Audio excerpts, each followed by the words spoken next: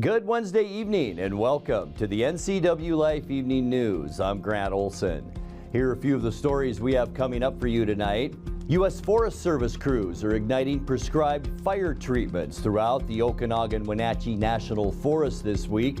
We'll tell you where. A company that's innovated the zipper for women's outdoor apparel was among the big winners at last weekend's Flywheel Investment Conference in Wenatchee. And Eric Granstrom will preview the big Game 5 hockey matchup tonight between the Kraken and the Avalanche.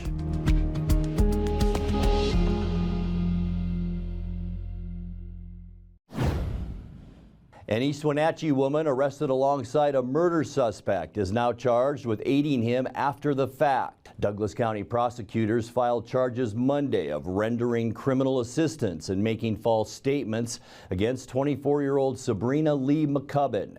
She was arrested last week at a downtown Wenatchee motel with her boyfriend, Eric Farias Reyes, who's charged in the April 17th shooting death of 23-year-old Elias Mora Ontiveros. Douglas County Sheriff's deputies say McCubbin was present at the shooting near Pangbourne Airport, but lied to investigators about her whereabouts and those of Farias.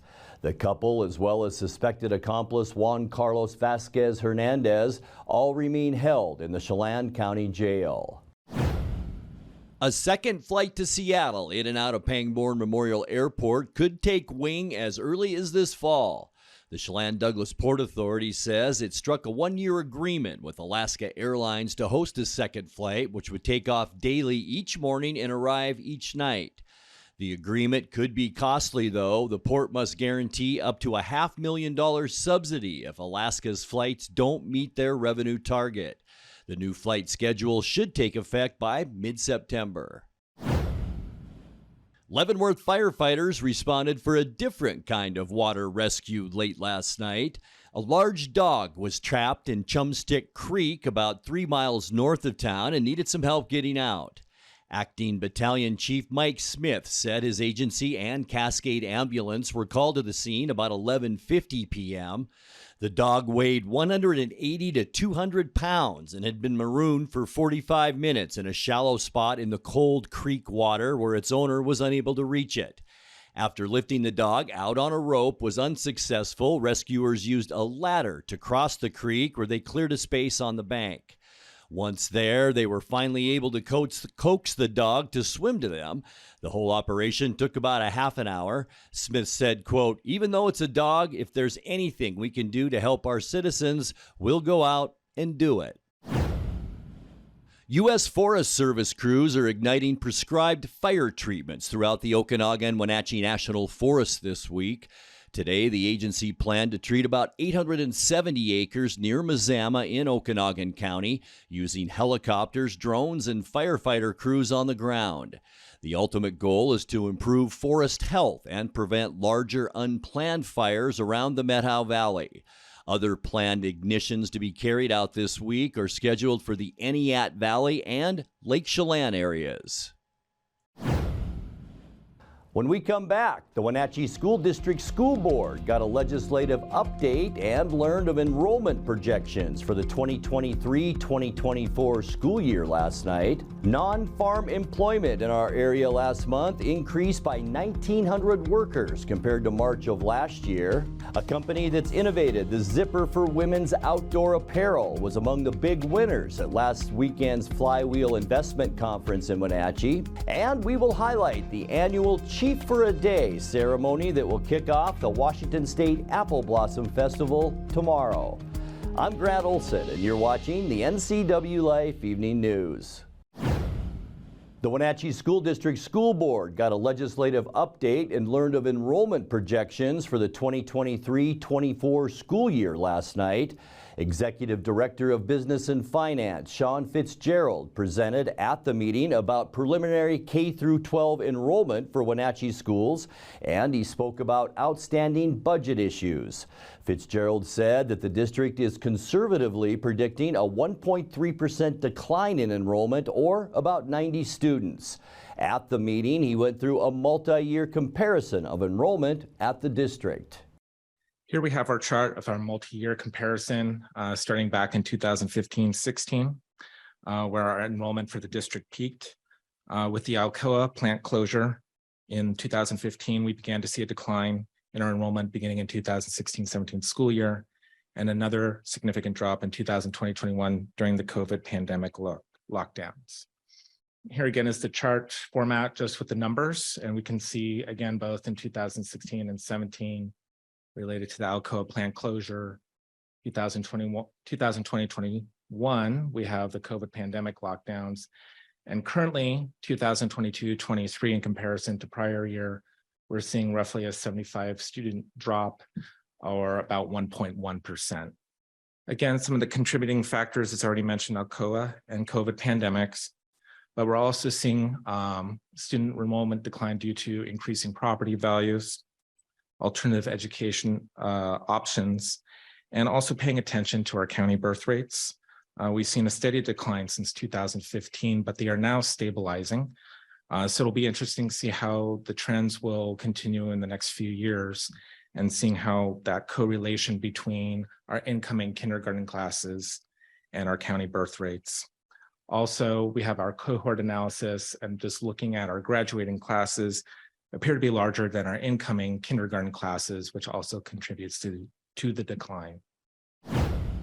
The annual unemployment rate in the Wenatchee Metropolitan Statistical Area fell from 5.5% to 5.0% between 2021 and 2022. Year over year, monthly rates dropped from April of 2021 through September of 2022, and then increased from October 2022 through February of 2023.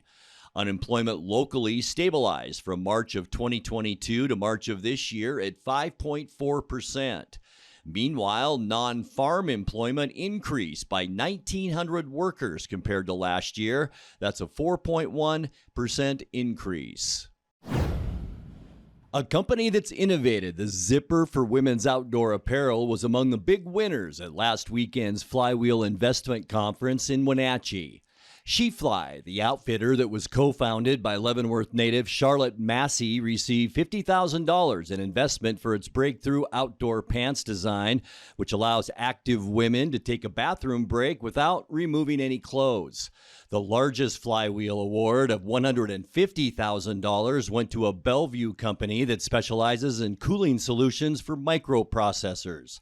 Aside from its investment prize, SheFly also won the conference's $5,000 Audience Favorite Award. For the past 20 years, the Chief for a Day kicks off the annual Washington State Apple Blossom Festival. Co-founder and organizer of Chief for a Day, Susan Mullen, tells us what Chief for a Day is all about. Chief for a Day is a great organization that was started 20 years ago. And what we do is we take 8 little kids from Wenatchee and East Wenatchee that are either terminally ill or disabled, and we hook them up with one of our law enforcement and fire department with the chiefs and sheriffs here locally. Mullen also says the selection process involves many organizations in the Wenatchee and East Wenatchee area. Right around Christmas time, we reach out to a lot of the schools, and we talk with the nurses. We send them emails and ask them to nominate one of these kids for us. We don't want to violate any HIPAA rules, so we always ask for them to nominate, and we ask them to contact the parents to make sure that they are willing to participate in this really fun event. And these nurses always just come up with some great kids for us.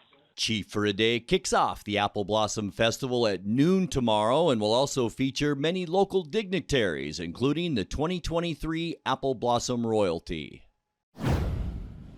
You're watching the NCWLIFE Evening News. Coming up next, the YWCA of North Central Washington and the Apple Blossom Festival are teaming up this year for the 8th annual Stand Against Racism March. And in weather, get out the sunscreen because temperatures will possibly climb into the 80s by Friday and especially on Saturday. I'll have all the details in your complete North Central Washington weather forecast. That and much more still to come tonight. Please stay with us. The YWCA of North Central Washington and the Apple Blossom Festival are teaming up this year for the 8th annual Stand Against Racism March. This is a new partnership between the festival and the YWCA. The march, which is part of a national campaign by the YWCA USA, happened to be scheduled by the YWCA North Central Washington team on the opening day of the festival, and the two entities decided to make it a part of the festivities. The march begins at the YWCA thrift store on Wenatchee Avenue and will end at the YWCA Administrative Building, where there will be speakers, taco trucks, and more. NCWLIFE News spoke with YWCA Executive Director Rachel Todd and Programs Manager Dusty Mahoney about the happy coincidence of the two events being scheduled at the same time. I think there's a lot of benefit and a lot of good crossover. Again, we didn't intentionally set our date to be the opening day of Apple Blossom, but I think it is a really good happenstance that it turned out that way. Apple Blossom was really supportive when I reached out to let them know that our event was happening the same day and, you know, a block and a half away from the food truck festival. And I also think that everybody these days, with the social climate that we live in nationally, I think that it is a pretty easy thing for almost everybody to say that they want to live in a community with less racism. This is an event hosted by YWCA and Wenatchee Valley College as part of a national event from YWCA USA. And it's going to be a chance for folks to meet together in affinity, in solidarity, and really kind of delve into some of the topics. YWCA USA this year has picked 4 topics that we're talking about. So we're talking about housing, disability, mental health, and music. So I believe our speakers mostly center around the intersections of racism and disability. So it's going to be interesting to hear what their life experiences have been. We're going to have people, our students from Wenatchee Valley College, who are going to be the real leaders of this event. And I'd love as many community members as possible to come together and support that, because we also know how important it is to engage young people into activism and getting their voice heard and empowering young people to engage in activities that get their voice heard, because they are the ones, I mean, yeah, young people are the ones that are gonna. They are the future. Yeah, I mean, yeah, they are. Like, they're the ones that are gonna be. Time now for a check of your North Central Washington weather forecast. Hope you had a great Wednesday. Boy, no complaints weather-wise, that's for sure. We promised to warm up today, and we got it. Beautiful shot from our Badger Mountain PTZ Sky-Fi Tower camera, thanks to Localtel. It almost looks photoshopped with the beautiful cascades in the background. We did see some clouds out there, lots of blue sky though, and we are in the midst of a warm-up. It's going to feel almost like summer as we get into the weekend. We'll dip down a little bit tomorrow into the low 70s, and then for Friday and Saturday, 77 Friday. Look at the first day of, well, I should say our first parade coming up on Saturday, our youth parade, 83 degrees, and by Sunday to end this weekend, still beautiful at 75, and we'll get to all those details in a second. Not bad today, that's for sure. 74 degrees unofficially out there for a high today. 65 is where we should be for this time of year. We were warm this morning too. 46 our low, 43 is normal. Record high 82, and that was in 2005. Record low 1970, the year where you were at the freezing mark at 32. Sunrise 5:53, and the sun sets at 5 minutes after 8 tonight. Let's take a look now at what we can expect as we get you into Thursday. We hinted at a bit of a cool down tomorrow. Not a whole lot though. We're going to stay in the 70s, which is still quite a bit above normal. 74s for Moses Lake and Ephrata, 73 for Quincy, 74 in Ellensburg, and then a lot of 72s from Wenatchee into Entiat and Chelan.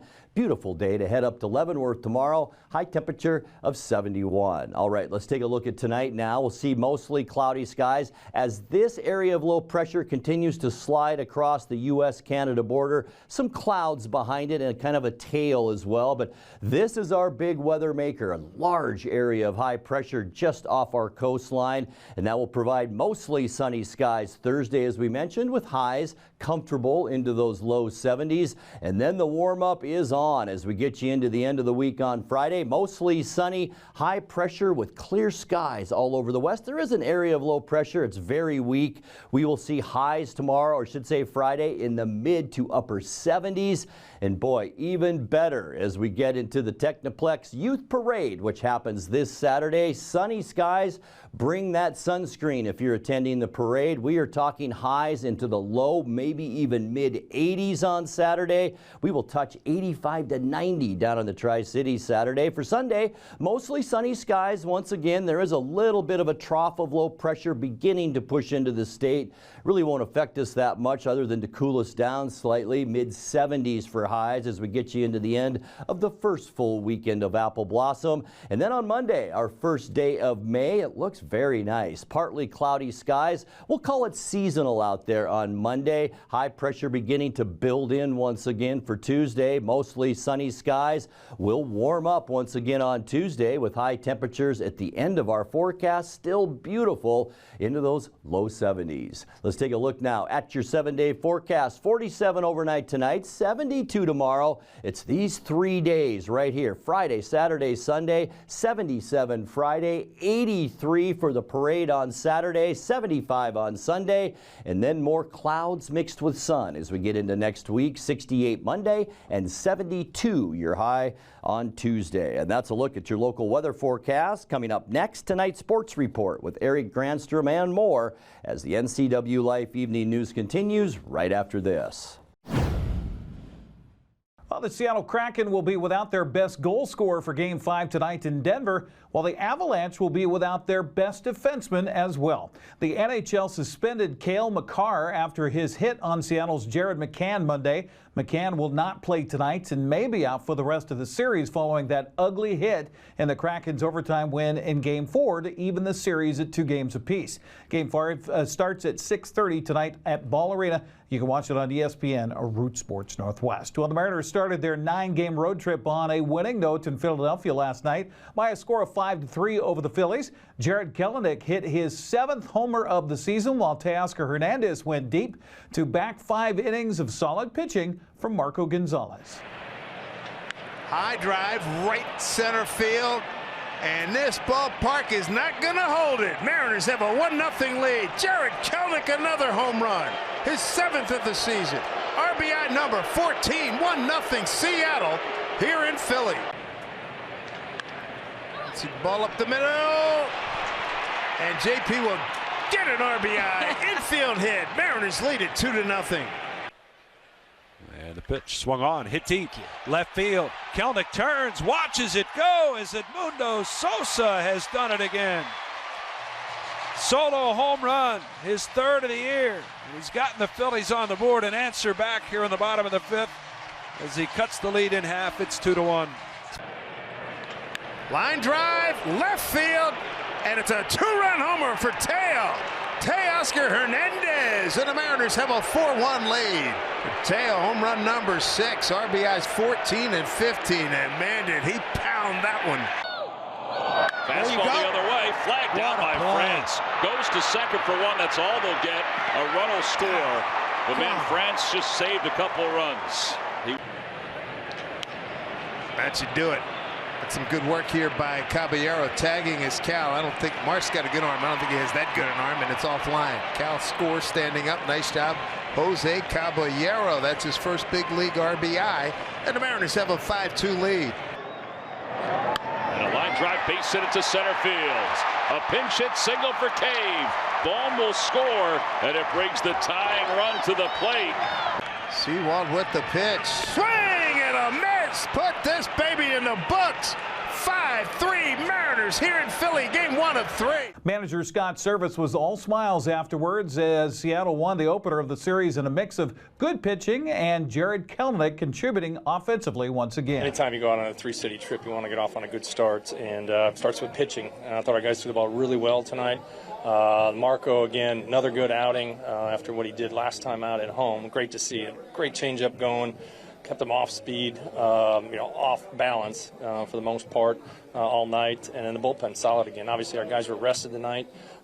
Get them in there, different looks, very aggressive, really attacking, and we played good defense. So, say all that, and Jared Kelenic does it again. Jared's in such a good spot.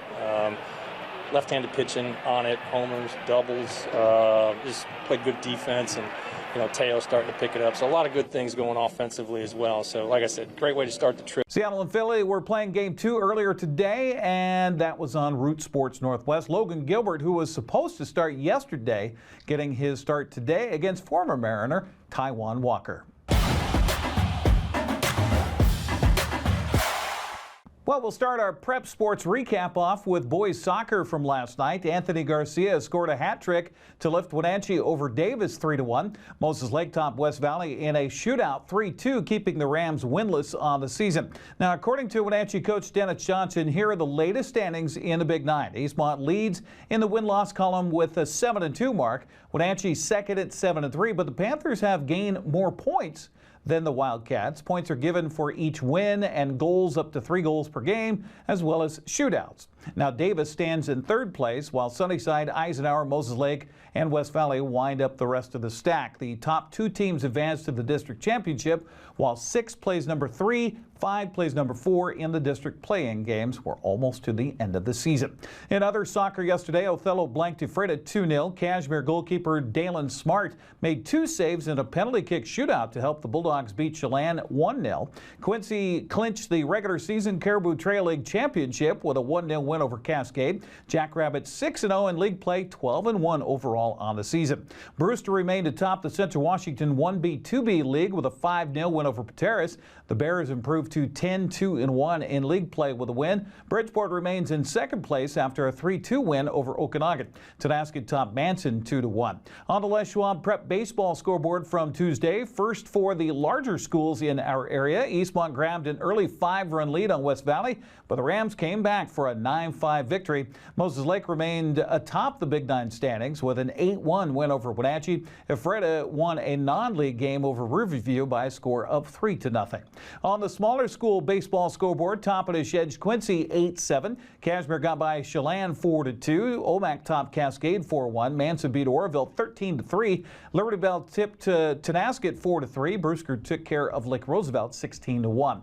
Earlier this afternoon, Waterville Mansfield was hosting Ephrata in a game that started at 4:30. Ephrata's softball team swept a doubleheader from Quincy yesterday, 16-1 and 12-2. Cashmere beat Chelan 10-3. Omak down Cascade 16-5.